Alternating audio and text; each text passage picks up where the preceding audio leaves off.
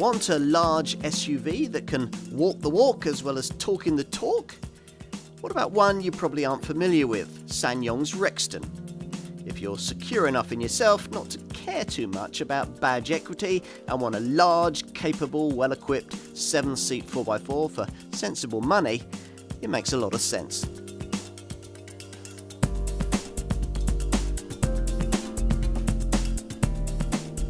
Increasingly, large luxury SUVs are all about image, all about badge equity, all about fashion, or at least some of them are. Here's one that's more practically grounded, the much improved 2.2-litre diesel version of SsangYong's Rexton. Of all this South Korean brand's products, the Rexton is probably the one provoking most familiarity amongst UK buyers. And that's because it's been around so long, since 2001 in fact. Sold in first generation form until 2006, when a second generation version offered much the same kind of solid, practical proposition. And much the same aging 2.7-litre Mercedes diesel engine. A big step forward, though, was made in 2013 with the launch of the Rexton W, the end letter a designation for this revised model's worldwide remit. That sales challenge was much aided by the installation of a properly modern 2-litre EXDI diesel engine that was fully Euro 5 compliant. It was a package that reawakened customer interest in this car and created a sales momentum that SsangYong hopes will continue with the improved version we're going to look at here. This car's merely badged Rexton and gets a cleaner, more powerful Euro 6 compatible 2.2-litre EXDI 220 diesel, which can be optionally paired to a smoother 7-speed Mercedes-sourced e-tronic automatic gearbox.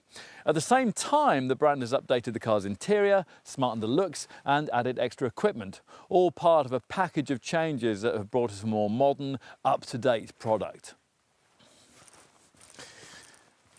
Of course, its core values haven't changed. This car will still tow better than most of its competitors. It's still better suited than many of them to really rough off-roading. And it's still built to outlast you. If SsangYong has succeeded in sugaring these practical virtues with an efficient bit of modern tinsel, then it could have a very appealing product indeed on its hands for the right kind of buyer. Let's try it.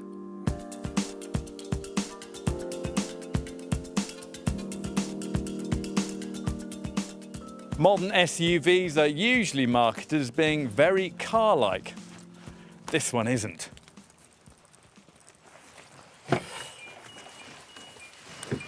Climb up into the commanding driving position and rather refreshingly, it feels like exactly what it is. A tough, solidly built, go-anywhere 4x4 that isn't frightened of a bit of hard work. Earlier first and second generation Rexton models were always like that, but this third generation design has also added a layer of sophistication to its driving manners that was missing before. That's aided by the engine fitted beneath the bonnet, the main change to this improved Mark III version that we're testing here.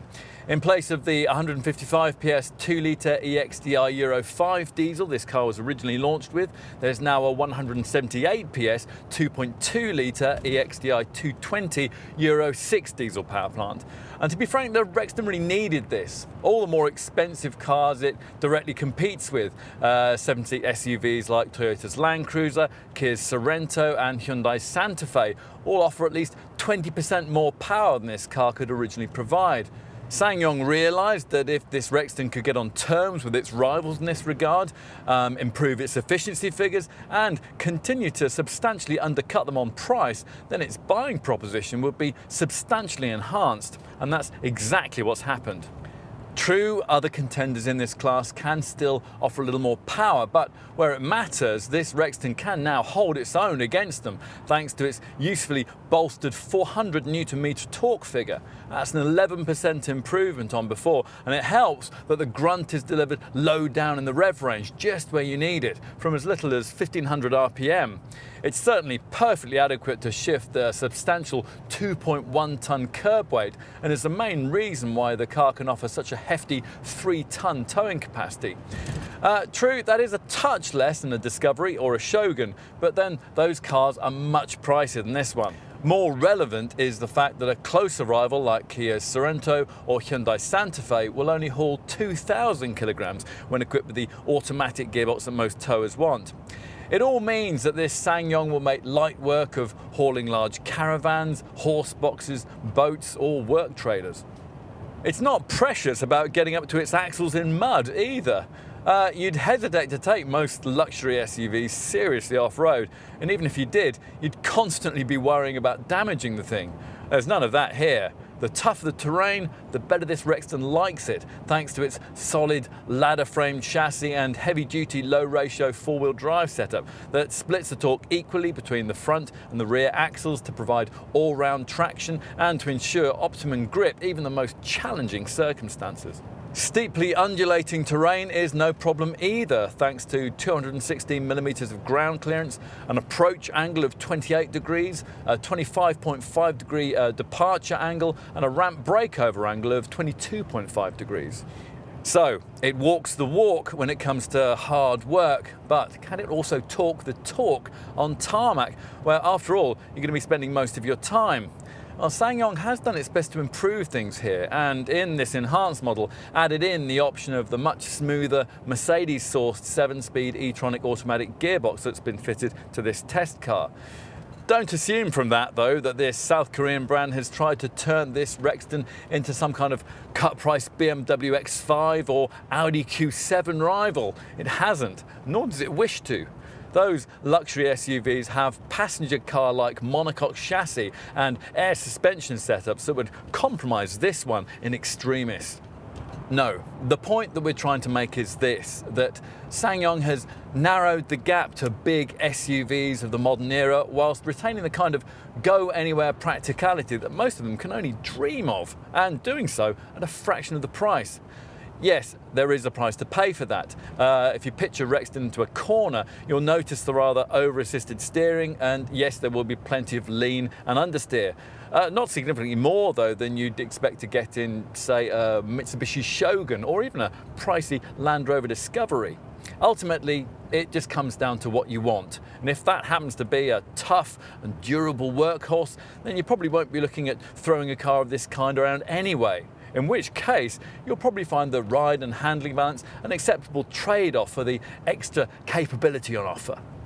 If you are going to be spending most of your time attacking the school run rather than the Rubicon Trail, then you'll probably want to avoid the entry-level SE variant, since that does without the multi-link rear suspension that does so much to improve the ride of models like this one that are further up the range. As long as you do that and don't go rushing around too many secondary roads, then we'll think you'll find this Rexton a quite acceptable tool for day-to-day tarmac travel. Certainly more so than you'd expect a hefty 4.7 metre long, 1.9 metre wide SUV to be. The decently sized 11.7 metre turning circle helps here, as does a glassy cabin that makes adjusting to this car from something smaller reasonably easy.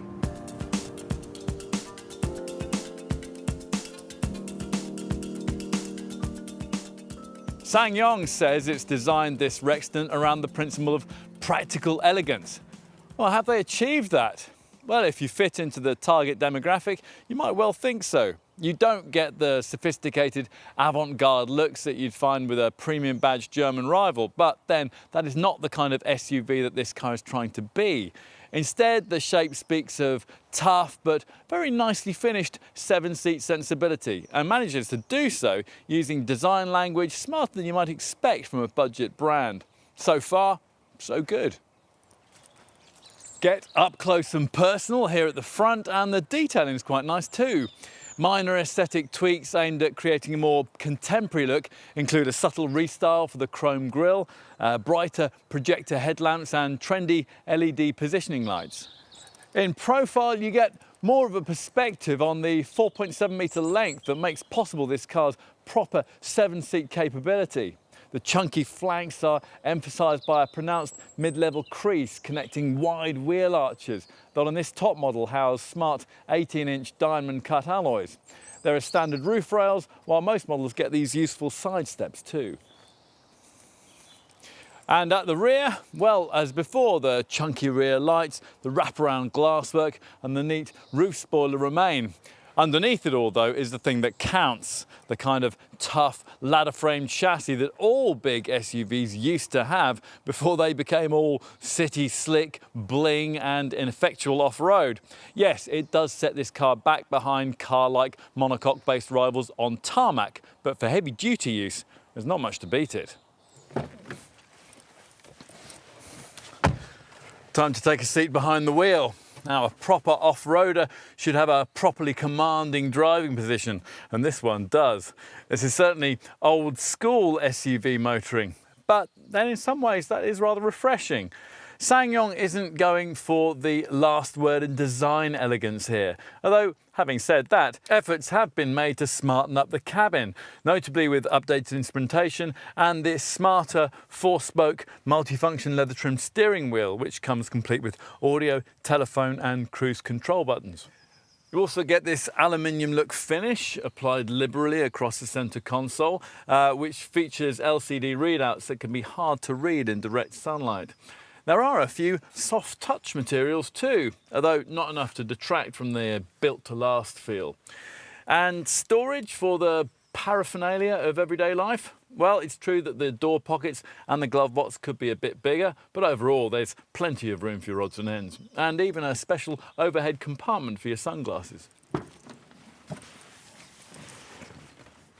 And in the second row, well, for the kind of money SsangYong's asking, you might expect the kind of slightly cramped family packaging you'd find in, say, a Qashqai-sized family crossover model.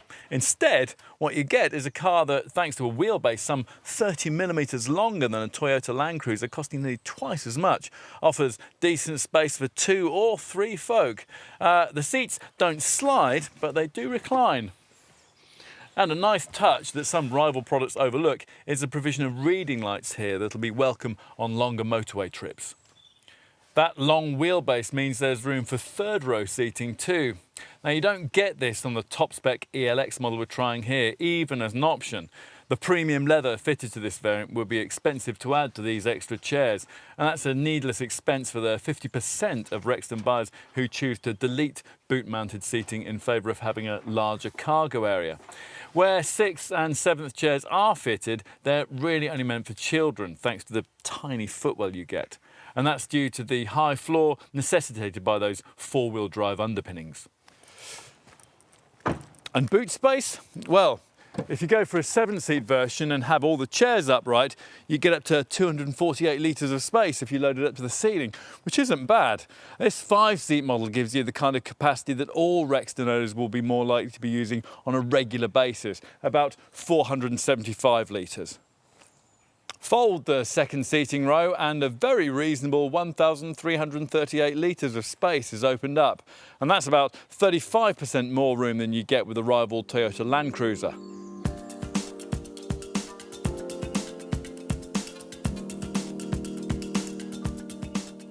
The Rexton lineup sees an entry-level SE derivative at around £23,000, but that variant lacks the more supple multi-link rear suspension and automatic gearbox option that we think many buyers will want.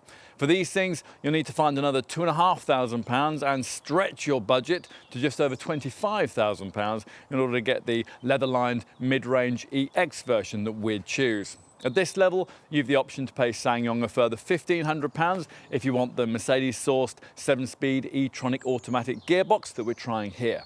Both SE and EX models come with 7 seats as standard, although you can delete those extra chairs as a no-cost option if you want additional boot space. Around 50% of Rexton buyers do. If you opt to pay around £29,000 for this top ELX variant, then you're restricted to a 5-seat format. All models come with the same 178 PS 2.2 litre diesel engine.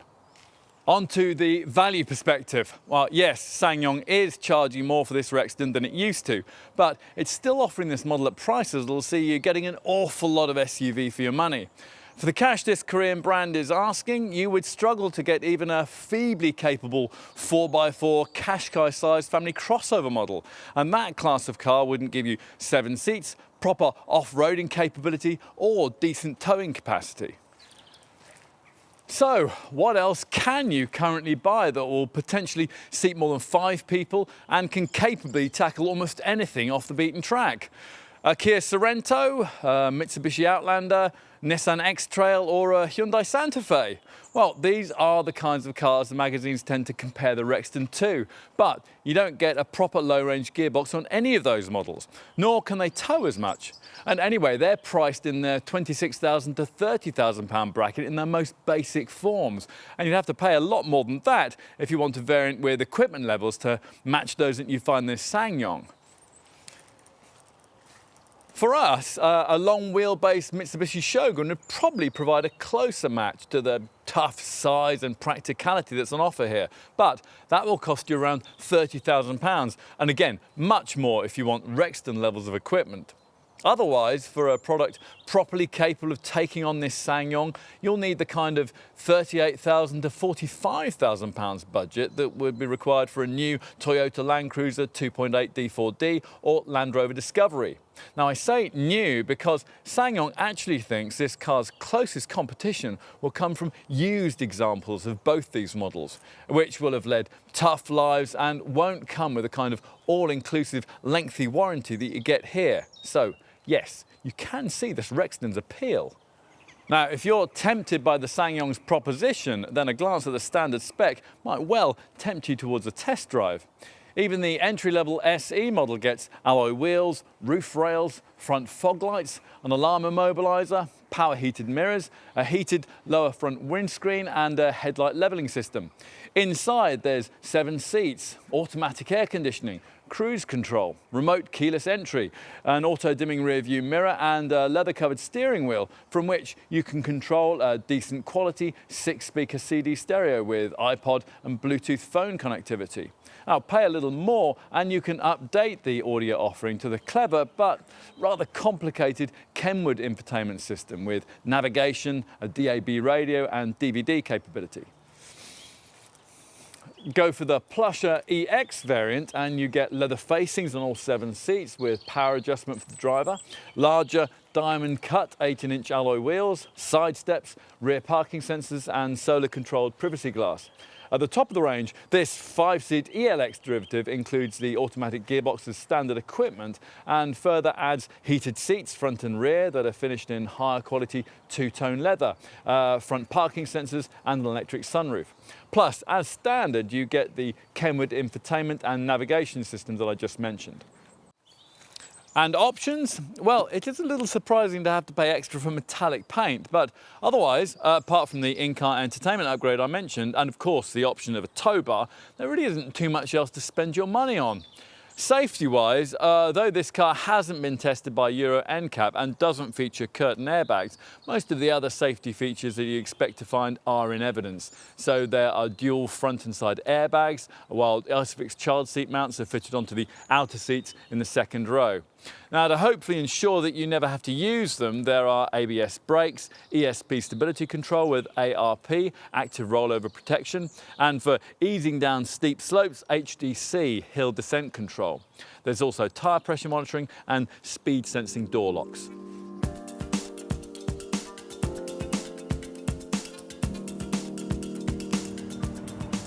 SsangYong has done a reasonable job in bringing the running cost returns of this Rexton up to date, courtesy of this improved model's now Euro 6 compatible 2.2 litre EXDI 220 diesel engine. Compared to the old 2-litre unit used before, combined cycle fuel economy has improved from 38.2 to 40.4 miles per gallon, which will mean an operating range of nearly 600 miles from the decently sized 80-litre fuel tank. CO2 emissions are enhanced too, from 196 grams per kilometre to a more acceptable 184 grams per kilometre if you choose the manual model. Go for an automatic variant like I'm trying here and these figures fall, but only slightly, to 38.1 miles per gallon and 194 grams per kilometre. The magazines will tell you that these returns still aren't up to the levels of rival 7-seat SUVs like Kia's Sorento and Hyundai Santa Fe. Well, no, of course they're not. Those two models aren't as tough or capable, nor do they have a proper, but inevitably heavy, low-range 4x4 transmission. So we need to be comparing apples with apples and pitching this car against proper tough SUVs that, well, as well as seating 7, can easily tow heavy loads and, if necessary, take you through the Serengeti rather than simply through the odd muddy car park. Once you do that, this Rexton actually stacks up pretty well. It's now cheaper to run than a Mitsubishi Shogun, a Toyota Land Cruiser or a Land Rover Discovery, which will not only help you at the pumps, but also potentially improve your tax liability. Residual value should be good too. Used Rextons are in high demand across SsangYong's dealer network, and insurance is rated at Group 35D.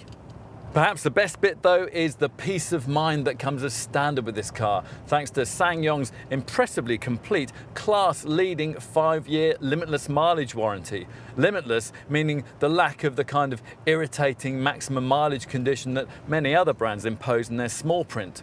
As you'd expect, the SsangYong cover deals with all the major mechanical components, including wheel bearings, suspension joints and bushes, steering joints, shock absorbers, and even the audio system.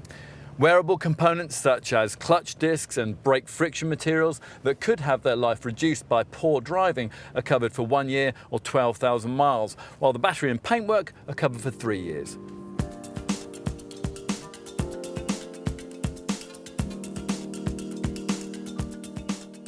Let's get down to the facts here. There is no other properly capable large SUV in the same price bracket as this one. If you want something really comparable with up to 7 seats that can tow as much or go as far off the beaten track, then you need to pay around 30% more for a Mitsubishi Shogun, or potentially need twice as much for a Land Rover Discovery or a Toyota Land Cruiser. Now, this basic point appears to have been ignored by most reviewers, who seem to insist on comparing this SsangYong to rivals not capable of even thinking about tackling the tough tasks that this Rexton can take in its stride. We've driven it everywhere, from the Surrey Hills to the mountains of the South Island in New Zealand, and found it up to everything we've been able to throw at it. Yes, of course, the proper, tough, ladder-framed underpinnings necessary to achieve this mean that this car won't tackle the tarmac twisties like a BMW X5, but then no SUV that's this big and practical can do that. Approach driving a Rexton remembering this, with expectations based around the things this car has been designed to do, and you're likely to be very satisfied with what it delivers. And what it delivers is sheer family-sized mud plugging capability for the kind of money that otherwise would buy you nothing more than, well, what? Something like a diesel automatic Volkswagen Golf. But of course, that's not the kind of comparison that most potential buyers will have in mind. Having been sensible enough to seek out and consider this car in the first place, they'll be looking at it as an alternative to a used Discovery or Land Cruiser. Now, SsangYong says it actively encourages potential Rexton customers to do that, confidently expecting the car's more refined and efficient EXDI 220 engine and the impressive limitless warranty that supports it to swing things in their favour. It's a no-nonsense approach, but in the pretentious age we live in, also in many ways, rather a refreshing one.